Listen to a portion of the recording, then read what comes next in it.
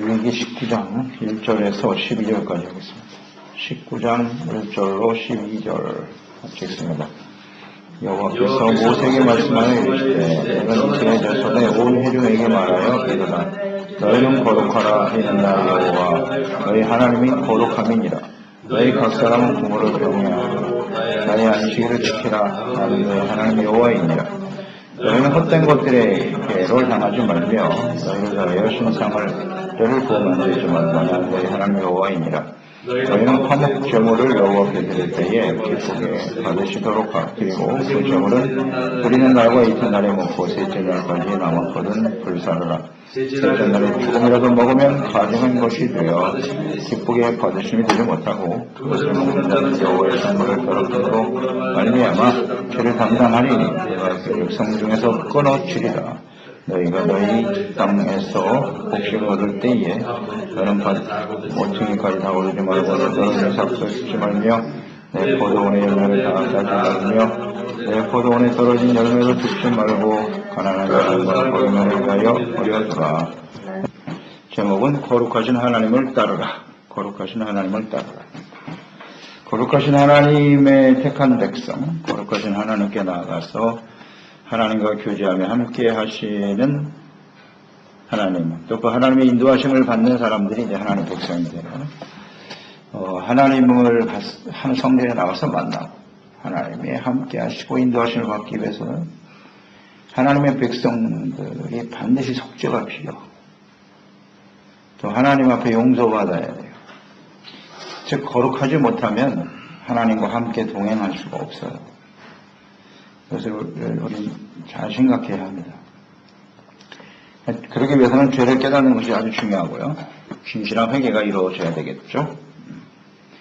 자신의 죄가 무엇인지를 모르면 하나님의 거룩한 백성으로 살아갈 수가 없는 것이죠.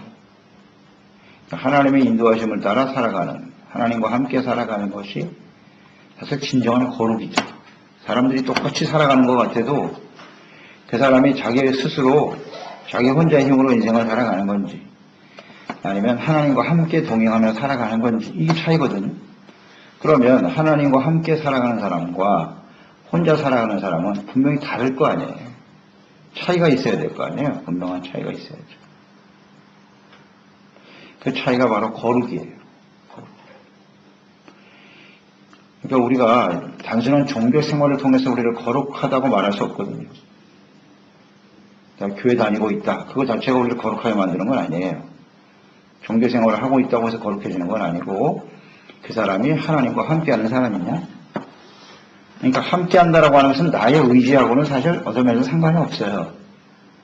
우리가 아무리 하나님과 함께하고 싶다는 간절한 열망이 있고 의지가 있어도 하나님 우리와 함께하시는 하나님의 주권이에요. 하나님이 함께 해주셔야 돼요. 그러기 위해서는 우리가 어떻게 해야 되느냐 하는 것이 중요하죠. 그런 부분들이 바로 율법에 나타난 하나님의 뜻이죠. 성막을 주신 이유고 제사법을 주신 하나님의 뜻이에요. 율법을 주신 하나님의 뜻은 거룩함에 있단 말이죠. 우리가 거룩하고 성결하게 되어 하나님과 함께 만나서 하나님께 용서받고 은혜받고 거룩한 하나님의 백성으로 하나님과 함께 동행하는 삶이 되는 것입니다. 그래서 우리 출애굽기에서도 충분히 묵상됐지만 하나님께서 하나님의 택한 백성들을 애굽에서 구원하신 목적이 뭐냐? 왜 구원하셨느냐는 거. 간단해요. 하나님이 그 백성들과 함께 하시기 위하여. 그러니까 하나님이 그 백성들과 이렇게 함께 하시기를 정말 원하세요. 그럼 왜 하나님은 그 백성들과 함께 하시기를 원하시느냐? 하나님이 그 백성들과 함께 하심을 모든 사람들이 알게 하도록 하기 위하여. 출애굽 관련해서 충분히 묵상됐죠. 수많은 기적이 일어나면서 기적을 행하시는 하나님이 계속해서 그 사건이 일어날 때마다 하신 말씀인 거예요. 이 일로 인하여 애굽의 모든 사람들이 나 여호와인 줄을 알게 되리라. 재앙이 애굽에는 다 쏟아졌는데 하나님의 백성들에게는 쏟아지지 않아요. 하나도 임하지 않았어요. 그것은 이스라엘과 하나님이 함께 하신다는 사실을 주변의 모든 사람들이 알게 하시기 위하여. 이 하나님의 뜻이에요. 그러니까 우리가 예수 그리스도를 믿고 구원받아서 인생을 살아간다라고 하는 것은 이 거룩함에 있는 것인데, 이 거룩함, 저 사람은 하나님이 함께하는 사람이구나 라는 사실을 주변의 모든 사람들이 알게 하라. 이게 하나님께서 우리를 택하여 구원하시는 목적입니다. 항상 잊지 말아야 돼요. 그러니까 하나님이 거룩하시기 때문에 거룩하신 하나님 우리와 함께 하실 때 우리는 거룩한 모습으로 주님을 섬기게 되겠죠? 바로 거룩함입니다. 오늘 말씀에 나와 있잖아요. 너는 이스라엘 자손의 온 회중에게 이르라. 너희는 거룩하라. 명령이죠? 너희는 거룩하라. 이 명령이 명령. 왜 거룩해야 됩니까? 나 여호와 너희 하나님이 거룩하기 때문이다. 그러니까 하나님이 거룩하시고 그 거룩하신 하나님 우리와 함께 하시기 때문에 또 함께 하시기를 원하시는 거죠. 이 거룩하라고 하는 명령 속에는 왜 하나님 백성들에게 거룩하라고 명령하시느냐? 왜 그 거룩함에 순종하라고 하시는가? 하나님이 그들과 함께 하시겠다고 하는 의지죠. 이게 아주 강력한 의지예요. 주님은. 그것으로 인해서 주변의 모든 사람들이 하나님의 영광을 보게 하시려고. 이것을 항상 우리는 놓치지 말아야 돼요. 이것이 우리의 삶의 중심이 되어야 한단 말이에요.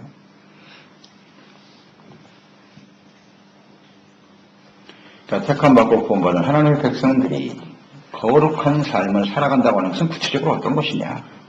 교회 안에서만 제사드리고 주님을 섬길 때만 거룩한 게 아니고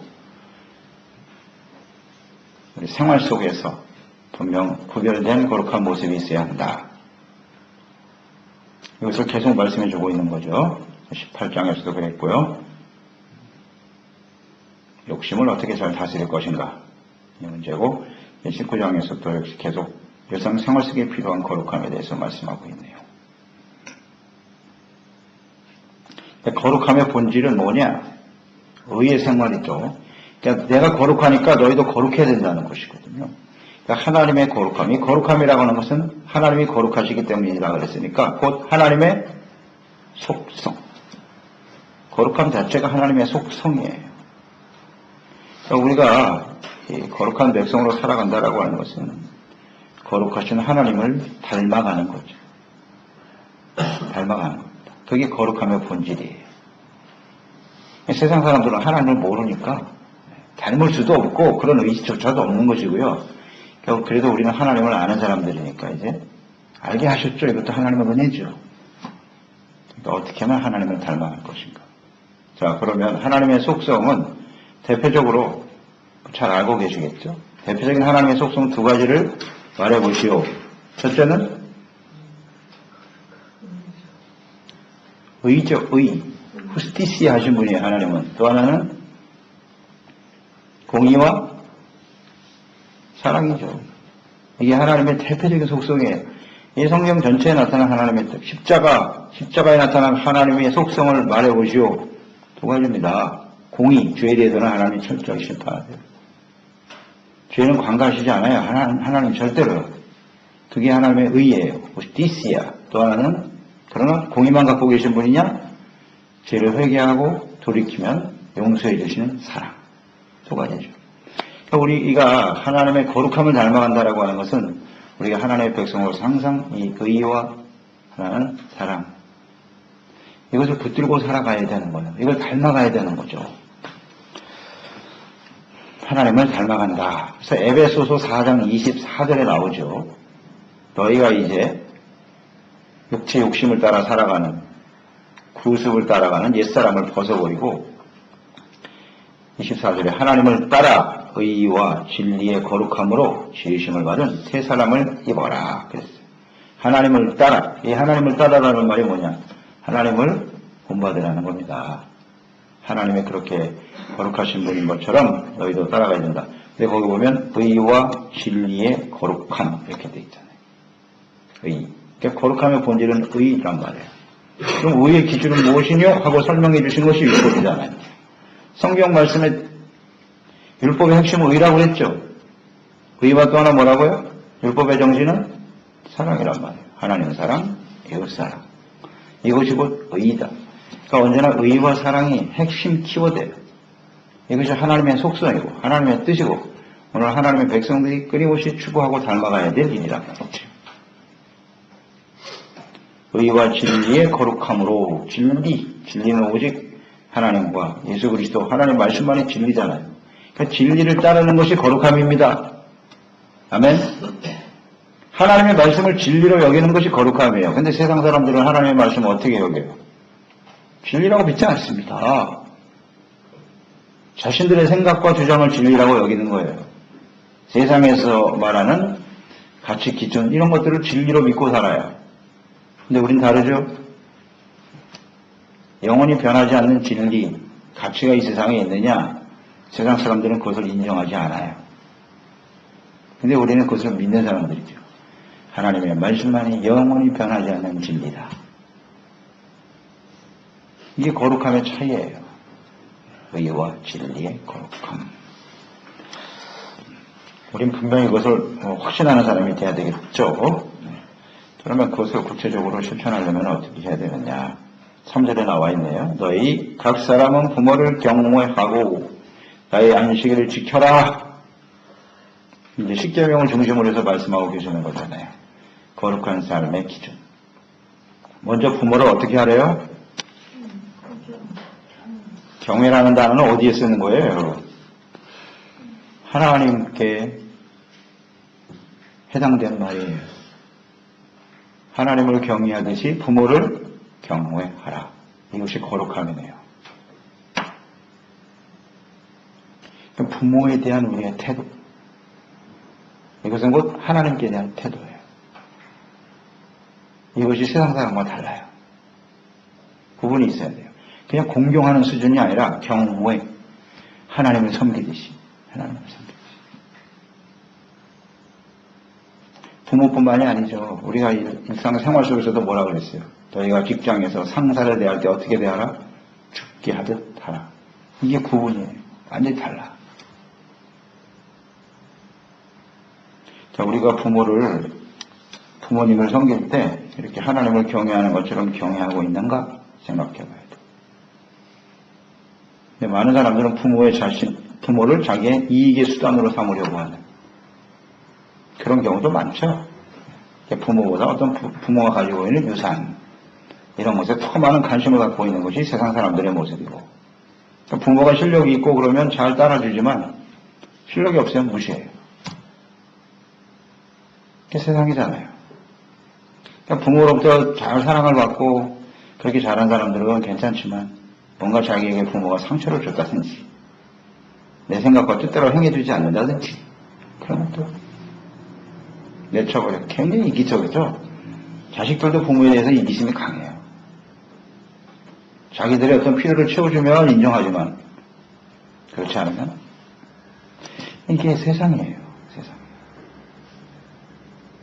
그런데 우리 거룩한 하나님의 백성은 부모님을 하나님을 경외하듯이 섬겨야 되는 것입니다. 이것이 거룩함의 차이예요. 왜 우리가 부모를 경외해야 되나? 그러니까 부모님과 하나님을 거의 동격으로 생각하는 거죠. 사실 같아요. 하나님은 우리 아버지니까. 그러니까 이 부모는 우리에게 육체의 부모지만 하나님은 우리에게 영육간의 근원적인 한 아버지시잖아요. 그러니까 이게 같은 성격을 가지고 있단 말이에요. 그러니까 부모는 자식에게 어떤 것이냐면 일단 생명을 줬잖아요. 우리에게. 생명을 주어 이 땅에 태어나게 하셨죠. 낫게 해주셨잖아요. 그러니까 하나님께서 우리를 이 땅에 태어나게 하시고 거듭나게 하시는 분이 하나님이시다. 같죠? 우리에게 생명을 주시는 분이 누구냐? 하나님이시다. 같은 성격이에요. 그렇기 때문에 감사하고요. 또 부모는 자식을 어떻게 했어요? 양육시켜주잖아요. 양육. 그 양육의 핵심은 사랑이죠. 부모가 자식들에 대한 생각은 사랑이에요. 모든 것을 줘도 아깝지 않는 그 사랑으로 키워주죠. 하나님이 똑같죠. 우리를 하나님이 낳으시고 버려두시는 분이 아니라 우리를 잘 양육시켜주시죠. 그리스도의 몸된 교회 안에서, 부모는 가정 안에서 우리를 키우세요. 한없는 사랑과 자비로 우리를 이끌어 주시기 때문에 소중한 분들이죠. 그러니까 혼자서 이 땅에 살아가는 사람 아무도 없어요. 그 부모의 사랑과 보살핌과 양육이 있기 때문에 오늘 우리가 존재하는 거지, 부모 없이 나 혼자 컸습니다. 물론 그런 아이들도 있죠. 버려진 아이들도 많이 있는데, 제가 볼 땐 그런 아이들은 하나님 믿기가 쉽지 않을 거예요. 쉽지 않을 겁니다. 부모에 대한 생각이 워낙 반감이 심하기 때문에 쉽지 않을 거예요. 엄청난 상처를 가지고 자라니까. 그래서 부모와 하나님에 대한 태도, 이것은 동일한 것이다. 동일한 것이다. 이것이 거룩한 하나님의 백성들의 모습이에요. 경외해야 됩니다. 경외해야 돼요. 그래서 자식들이 부모에게 대한 생각이 뭐죠? 태도가 뭐예요? 필요한 태도가 뭐라 그랬어요? 자식들은 부모에게 어떻게 해야 돼요? 복종! 복종입니다. 이게 진리예요. 하나님께 대한 우리의 태도는 뭐예요? 당연히 복종이죠. 하나님이 말씀하시면 예, 아멘. 거기에 다른 이의가 없어요. 주님, 아버지가 하라 그러면 하는 거예요. 부모가 하라 그러면 해야 돼요. 이것을 어려서부터 가르쳐요. 복종을 가르쳐야 돼요. 그게 당연한 태도예요. 아내와 남편도 마찬가지잖아요. 남편은 아내를 사랑해야 되고 아내는 남편을 복종해야 합니다. 그게 경유하는 삶의 가장 근본이에요. 부모에게 복종하지 않는 자식은 온전한 자식이라고 볼 수 없죠. 부모가 나쁜 거 시키는 부모가 어디 있어요? 정신 나간 부모가 있기도 하지만. 그 이야기를 들어야죠. 일단 듣고, 이게 나에게 유익이 되겠구나. 그러니까 부모에 대한 이런 복종의 태도가 없는 사람은 하나님을 잘 믿을 수가 없어요. 거의 같죠. 같습니다. 태도가 같아요. 이게 거룩함입니다. 좀 달라야죠. 부모를 경외하고 그냥 필요한 거 채워주는 정도가 돼서는 안 되고요. 그 경외가 아니잖아요. 그 말씀을 믿고 신뢰하고 따라주는 거. 이게 진짜 부모를 경외하는 태도죠. 그 다음에 안식일을 지켜라. 이 안식일을 지키는 것이 부모를 경외하고 하나님을 경외하는 것과 같은 맥락이에요. 그러니까 안식일을 지킨다라고 하는 게 하나님 사랑이잖아요. 하나님 사랑의 구체적인 모습이잖아요. 그러니까 안식일은 하나님의 날이에요. 우리의 주어진 모든 시간이 하나님께로부터 주어졌다는 걸 인정하는 거고, 안식일이니까 오직 하나님과의 바른 관계 속에서는 우리 안식을 누릴 수 있다. 이것을 인정하는 거죠. 노동을 금하는 겁니다. 노동이라는 경제적인 활동이란 말이에요. 경제적인 활동보다, 재물보다 나는 하나님이 더 소중한 분이십니다. 자치 우선순위를 하나님께 두고 살아가는, 이것이 안식일의 의미잖아요. 주님 안에서만 우리는 참된 평안과 안식을 누릴 수 있습니다. 이것이 하나님을 경외하는 태도죠. 안식일 잘 지키는 것이. 그래서 하나님을 이익의 도구로 여기는 이런 생각이 안 돼. 이런 걸 다 버리는 거예요. 하나님 앞에 나와서. 부모도 그런 자세로 주님을 섬겨야 돼요. 그러니까 하나님을 경외하는 태도죠. 안식일, 주일날 잘 지키느냐 안 지키느냐 바로 이 문제예요. 내가 바쁘면 안 하고, 내가 하기 싫으면 안 하고, 이건 경외하는 태도가 아니지요. 경외니까 이 날은 하나님의 날입니다. 주님의 날이니까 당연히 하나님 앞에 드려야죠. 경외. 그리고 사랑도 들어있죠. 사랑하는 마음이 있어야 가는 거예요. 주님은 그냥 나와서 예배 드리는 것보다 무엇을 보신다? 우리 마음의 중심을 보시는 거예요. 부모와 자녀 간의 관계도 마찬가지예요. 그 부모가, 자식들이 정말 부모를 사랑하는가? 이런 마음의 중심을 보는 거지. 진정 하나님을 경외하는 태도로 사랑하는 마음. 또 안식일은 어떤 거냐면 이런 거죠. 하나님과 만나서 함께 즐거워하는 거죠. 그게 안식일이죠. 주일날 와서 자신의 죄를 솔직히 고백하고 용서받고 그 은혜가 너무 감사해서 하나님께 또 즐거워. 그러니까 만나는 거예요. 안식일은 하나님과 만나는 거고. 자주 만나서 서로 대화하고 즐거워하고. 그리고 더 나아가서 가장 안식일의 핵심은 우리의 삶의 근원입니다. 이것을 인정하는 거죠. 하나님만이 나의 삶의 근원입니다. 나의 시간의 중심이시고 나의 모든 삶의 중심, 우선순위가 바로 하나님이십니다. 이게 안식일 아니에요? 이게 거룩한 사람이에요. 그게 거룩한 사람입니다. 세상 사람들에게는 이런 생각이 전혀 없어요. 근데 주일날 예배를 드리는 일에 있어서도 역시 우리가 하나님의 거룩한 백성이라면 좀 이런 진지한 태도로 주님을 섬기는 것이 맞겠죠? 4절 우상 숭배하지 말라는 겁니다. 거룩한 백성이죠. 우상은 뭐라고 돼 있어요? 헛것이다 이렇게 돼 있어요. 헛것을 따르지 말라는 겁니다. 여기서 헛것이라는 것은 뭐냐? 아무것도 아니다. 무가치하다. 그런 뜻이에요. 우상은 가치가 없는 일이라는 겁니다. 왜 가치가 없느냐? 우상을 아무리 섬겨본들 우상이 우리를 죄에서 용서해 주거나 구원해 줄 수 없습니다. 우리에게 영원한 생명을 줄 수가 없죠? 우상을 섬기는 건 다 이 땅에서 잘 되자는 거지, 내세를 추구하고, 그거 다 거짓말이에요. 우상 숭배하면서 무슨 내세를 얘기하는 건 다 거짓 속이는 거예요, 그게. 다 속이는 거라. 죽으면 끝이지, 무슨. 하나님이 없는 사람들이 죽으면 끝이죠.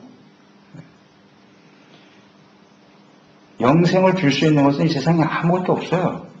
우상이 영생을 준다? 그런 일은 없어요. 다 어떻게 하면 이 세상에서 잘 살아갈까지. 영생을 줄 수 없고, 참된 복을 줄 수 없는 것들이라는 거죠. 참된 복을 줄 수 없다. 그렇기 때문에 다 헛된 거예요. 우리가 세상에서 뭐 세속적인 부귀, 영화, 권력, 쾌락, 명예 이런 걸 추구하는데요. 이것도 역시 일시적이잖아요. 확실하지도 않고. 그렇기 때문에 무가치한 것이라는 거예요. 이런 가치가 없는 것들을 끊임없이 추구하고 따르려고 하는 것, 그게 우상숭배고 그것이 헛된 것이다. 가치가 없다. 영원한 것이 진짜 가치 있는 것이죠. 우리 인생은 나그네 와갖고 잠시 있다가 살다가 하나님께로 돌아가는 거잖아요. 영원한 생명이, 영원한 삶이 분명히 있다고요. 이것을 위해서 잘 준비되어져 살아가는 것이 그게 복인데, 결국 무상숭배의 핵심은 자기를 위하여라고 그랬죠? 자기를 위하여. 그리고 이 땅에서요, 이 땅에서. 이 땅에서 어떻게 우리가 잘 살아갈 것인가. 다 헛된 겁니다. 영원하지 않으니까. 영원한 생명을 줄 수 없으니까. 디모데전서 6장 10절. 돈을 사랑하면 일만하게 뿌리가 된다. 이를 탐내는 자들은 미혹을 받아 믿음에서 떠나게 되고 많은 근심으로 자기를 찌른다. 돈, 이것이 우리 삶의 중심인데요. 이런 게 우상이 되는 거죠. 돈을 사랑하는 것이 우상이 되어버리는 거죠. 이런 것들을 조심해야 된다. 절대로 우리 마음속에 우상을 품고 살면 안 돼요. 그러니까 세상에 있는 사람들은 하나님이 없으니까 오직 이것만 붙들고 사는 거예요. 자기를 위해서. 어떻게 하면 이 세상에서 좀 더 잘 살아보자. 전부. 우리 좀 차원이 다르잖아요? 이렇게 차원이 다른 사람들이에요. 하나님 믿는 사람들은. 그것은 우리의 삶의 하나의 수단일 뿐이고, 있으면 감사하고, 또 없으면 없는 대로 주어진 자리에서 감사하고 살아가는 사람들이죠. 그런데 이렇게 하나님이 중심이 되지 않는 헛된 것을 추구하는 사람들은요, 이 욕심이거든요. 욕심이기 때문에 어떤 주어진 상황이 다가와도 절대 만족하지 못해. 그렇잖아요. 세상 사람들은. 아무리 많이 가져도 만족이 없어요. 감사도 없고. 그런 거예요. 이렇게 차이가 다르죠. 그러니까 세상에 있는 사람들은 많은 것을 누리고 있는 것 같은데도 삶을 보면 정리가 안 돼 있어요. 만족도 없고, 감사도 없고. 그런데 우리는 하나님을 아는 사람이니까 없어도 그 가운데서 하나님의 은혜를 생각하고 하나님께 감사하고 좀 차원이 높은 삶을 살잖아요. 영적인 것, 내세에 대한 이게 진정한 축복이라는 사실을 알기 때문에. 그렇죠? 그런데 하나님을 믿는다고 하면서도 세속적인 일에 그냥 목말라 하고 몸부림치고 사는 인생, 그건 거룩한 사람이 아니죠. 그런 사람이 아니에요. 여기서 차이가 나겠죠? 당연히 납니다. 당연히 나죠. 5절로 8절에 화목제물에 대해서 나와 있어요. 화목제물이 거룩한 생활의 가장 구체적인 또 모습이라고 말씀하셨네요. 그러니까 화목제물을 드릴 때 하나님께서 기쁘시게 받으시도록 드려라 이렇게 되어 있나요? 너희는 화목제물을 여호와께 드릴 때 기쁘게 받으시도록. 화목제물, 왜 화목제물을 언급하셨을까요?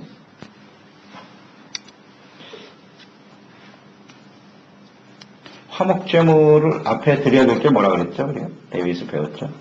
속죄제물이죠. 그러니까 속죄가 없는 화목은 없어요. 그러니까 속죄제물을 먼저 드리고 하나님께 용서받고 은혜 받았잖아요. 화목제물의 성격은 뭐죠? 감사죠. 또 하나는 또 뭐가 있다고 그랬어요? 화목제물에는 세 가지가 있다고 그랬죠. 감사제, 서원제, 낙헌제. 낙헌제는 자원하여 드리는 거거든요. 그러니까 화목제물을 주님이 언급하신 것은 너희가 죄사함 받고 용서받은 하나님의 백성이지? 이걸 전제로 하고 말씀하신 거예요. 그러니까 자기가 주인이라는 사실을 모르고 살죠. 세상 사람들은 몰라요. 그것을 다 감추고 사는 것이고, 하나님의 거룩한 백성은 내가 죄인이고 하나님께 나가서 속죄받아야 될 사람이라는 걸 아는 거죠. 그래서 속죄하고 용서를 받았으니까 이제 어떻게 해야 돼요? 화목제물. 하나님께 감사하는 마음으로 헌신하는 삶을 살아야 돼요. 감사가 넘치는 생활이 되라는 뜻이고요. 그 다음에 서원, 하나님 앞에 분명한 뜻을 정하고 사는 사람이에요. 소원이라는 건 하나님 앞에서 자기 결단이에요. 이게 아주 분명한 사람들이에요. 주님, 제가 과거에는 죄악 가운데 살았는데요. 내 욕심대로 나를 위해 살았는데 내가 이제는 하나님의 거룩한 백성으로 살겠습니다. 이것이 소원의 핵심 아닙니까? 소원이 없는 사람은 그 사람은 어떻게 보면 거룩한 백성이 아니에요. 하나님에 대해서 내가 어떤 모습으로 살겠습니다라는 결단이 없는 사람은 거룩한 백성이라고 볼 수 없어요. 하나님도 좋고 세상도 좋고 이건 아니에요. 이게 잘못을 알았기 때문에 당연히 끊는 거죠. 결단에서 시작하는 거예요. 주여, 내가 이제는 바르게 하나님을 섬기며 살겠습니다. 서원, 그게 화목제물의 뜻이고, 또 하나는 자원하는 심령이죠. 자원하는 심령으로 하나님께서, 이것이 바로 하나님을 기쁘시게 하는 제사다. 이것을 아는 사람들이에요. 하나님께 드리는 삶이죠. 화목제물. 드리는 삶이고, 더 나아가서 화목제물의 특징은 뭐죠? 이웃과 함께 나누는 거죠. 하나님께 감사로 드리고 감사로 함께 나누고, 이것이 거룩한 백성의 특징이기 때문에 화목제물이라고 언급하신 거예요.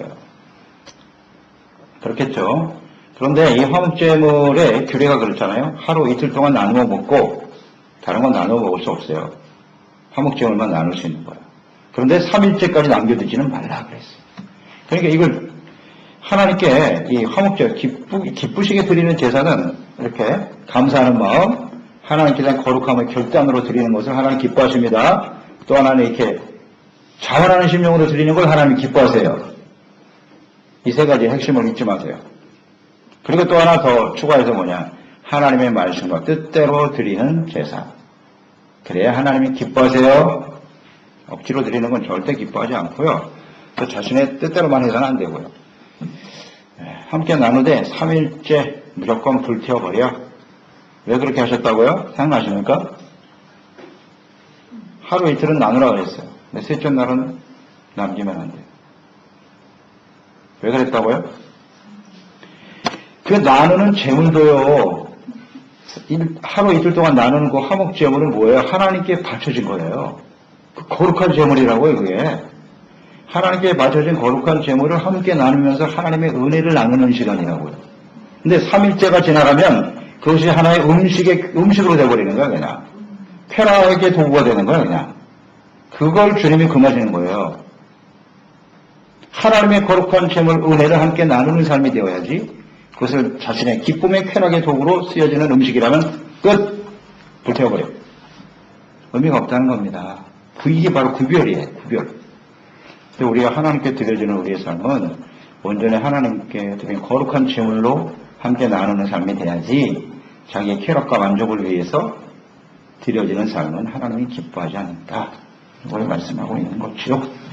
그 다음 9절로 10절에 보면 거룩한 백성은 어떻게 달라져야 되느냐. 곡식 거둘 때 이삭을 남겨두래요. 모퉁이까지 다 베지 말래요. 이게 벼를 벨 때요. 또 포도원에 남은 열매 따지 말라 그랬어요. 떨어진 게 있다 땅에 그거 줍지 말라 그랬어요. 이게 바로 거룩하면. 왜 그렇게 하라고요? 가난한 사람과 거류면을 생각하라. 이게 거룩한 백성이죠. 그러니까 이 추수할 때 밭을 딱 보면 알아요.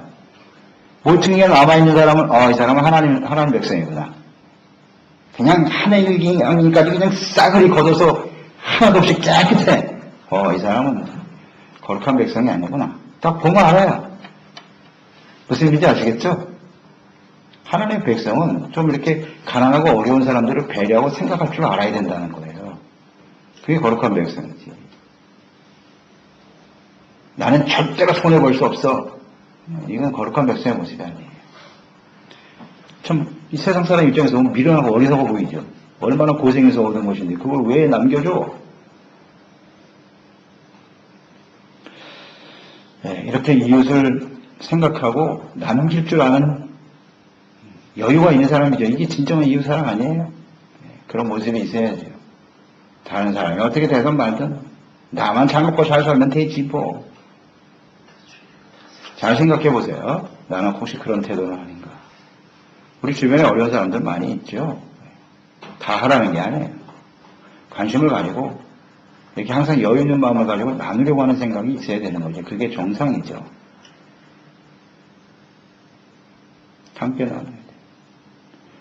그리고 주님을 섬기는 데 있어서도 마찬가지죠. 이런 건 어려울 때 함께 나누는 마음이 있어야 된다. 어려운 것뿐만 아니라 뭐 예를 들어 교회가 어렵다. 그럼 교회를 위해서 내가 뭘 어떻게 해야 되지? 뭐 이런 생각이 있어야 되기 정상 아닌가? 아이, 교회가 어렵든 말든 남이 어렵든 말든 나만 먹고 살면 되지 뭐. 전혀 관심이 없어요. 그러니까 하나님께 헌신할 수가 없는 거예요. 그런 생각도 아닌가요? 잘 생각해 보세요. 어떻게 하면 좀 이렇게 함께 나누며 드릴 수 있을까? 이런 생각을 해야 되지. 그게 거룩한 하나님 백성의 모습이 아닐까요? 난 11절로 12절에 보면 도둑질하지 말고 거짓말하지 말라. 역시 십계명의 바탕으로 된 것이죠. 도둑질, 남에게 해를 끼치는 일이잖아요. 그리고 자기의 욕심과 유익을 구하는 태도 절대 안 되죠. 거짓말은 하나님 말씀이 아닌 건 다 거짓말이라고 그랬어요. 그래서 거짓말의 핵심은 이웃에게 해를 주려는 목적으로 거짓말하는 거죠. 그게 핵심이에요. 이웃에게 피해를 끼치는 거죠. 이런 일을 할 수가 없죠. 거룩한 백성들은 절대로 할 수가 없습니다. 그래서 오늘 말씀의 결론은 뭐냐? 하나님의 거룩함을 따르라는 것인데요. 이 거룩한 백성은 한마디로 요약하면 이웃을 사랑하는 사람들이에요. 십계명에 나타난 말씀. 로마서 13장 10절 사랑은 이웃에게 악을 행하지 아니하나니 그러므로 사랑은 율법의 완성이니라. 이웃에게 해를 끼치지 않습니다. 그 다음 갈라디아서 5장 14절 온 율법은 내 이웃 사랑하기를 내 자신같이 하라 하신 말씀에서 이루어졌나니라. 율법의 완성은 이웃 사랑으로 이루어지는 거예요. 그러니까 이런 구체적인 모습이죠. 이웃 사랑은 이런 모습을 가지고 실천할 때 그게 진짜 이웃을 사랑하는 거죠. 5계명서부터 10계명. 이걸 내가 잘 실천하고 있는가? 실천하고 있는가? 그것이 거룩한 백성이에요. 거룩한 백성. 그러한 모습으로 살아라, 거룩하라 명령하셨으니까 이 주님의 명령에 우리는 온전히 순종해야 돼요.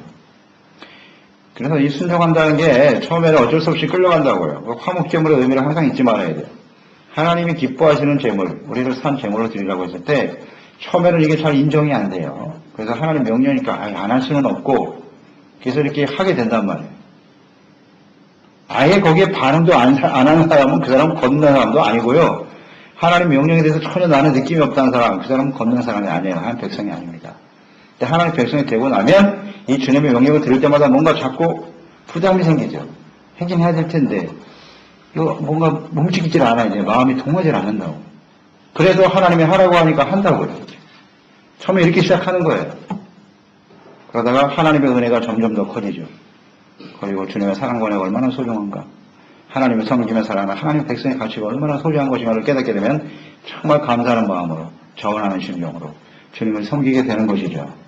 구약의 백성들은 그러하나 오늘 신약의 사는 성도들은 예수 그리스도 죄 없으신 하나님의 아들이 직접 찾아오셔서 그 십자가에 엄청난 대가를 지불하시고 자신의 목숨을 주기까지 우리를 사랑하셨잖아요. 이미 이 사랑을 받은 것으로 시작한 신약 성도는 당연히 하나님 앞에 감사와 기쁨으로 정말 즐거운 마음으로 주님을 섬겨야 마땅합니다. 신약과 구약 성도의 차이예요. 우리 당연히 감사하는 마음으로 주님을 섬겨야 돼요. 그 주님을 섬기는 것은 이웃의 관심을 가지고 이렇게 불쌍히 여기는 마음, 정직하게 살아주는 것, 거짓말하지 않고 진리의 말씀대로 살아가려고 애쓰는 것, 이런 모습들. 이 하나하나가 진정 하나님을 경외하는 태도다, 거룩한 백성이다 하는 것을 우리가 생각하면서 우리 생활 속에 잘 실천할 수 있도록 성령의 도우심을 구하는 저희들이 되어야겠지요. 기도하겠습니다. 하나님 아버지, 오늘도 주님의 말씀을 듣습니다. 거룩한 백성은 곧 거룩하신 하나님을 닮아가는 것이거든요. 어떻게 우리는 거룩한 백성으로 살아갈까요? 우리 일상생활 속에서 필요한 구체적인 요소들을 십계명을 중심으로 해서 하나님께서 말씀하셨네요. 부모를 경노해하라. 하나님을 섬기듯이 부모를 섬기는 거예요. 하나님의 날 거룩한 안식일을 소중하게 여기고 잘 지켜 거룩한 백성으로 살아가는 것이죠. 날들에 우리의 주어진 시간들을 구별할 줄 아는, 그리고 어려운 이웃들을 불쌍히 여기고 돌보는 자세, 하나님께 우리의 삶을 온전히 감사와 기쁨으로 헌신하여 드릴 줄 아는 태도, 하나님 앞에 또 이웃 앞에서 진지한 자세로 주님을 섬기는 거룩한 주의 백성 될 수 있도록 날마다 말씀과 또 성령으로 깨우쳐 주시고 이끌어 주옵소서.